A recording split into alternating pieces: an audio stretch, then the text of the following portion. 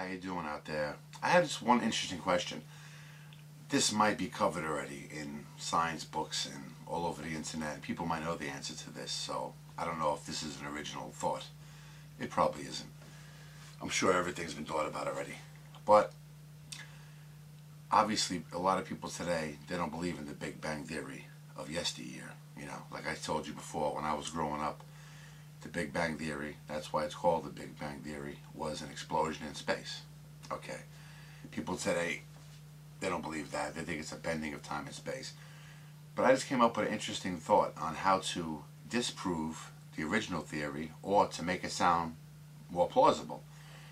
Now, if you took a bomb and exploded it on ground, it would explode and all the debris would form a circular pattern of kinds of sorts, because it would explode at the center and you'd have a debris field maybe 200 yards away, depending on the size of the bomb, and all the debris would be in a circular pattern because it would go in all directions.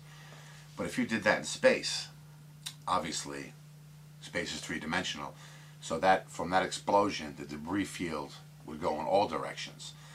So I'm just wondering, is there a void in space that is particularly bigger, more massive than like any other void in space? Obviously there's voids in space between planets and things, but is there one void, like if the Big Bang was true, the original theory, and that would have been a massive explosion, is there a void somewhere in space that's bigger than any other void that we've seen so far? Could Earth be in the center of such a void? Because I know from Earth, when we look out, except for the moon, all the distant planets and stars or whatever look really, really, really far away. So I was just wondering, could we be in the center of such a void? Like, are we the center of, the universe? So, try not to be nasty. Like I said, this might be something that's a dead issue already. But I was just wondering, And somebody try to explain to me, like I've read so much on it, but please put it in layman's terms.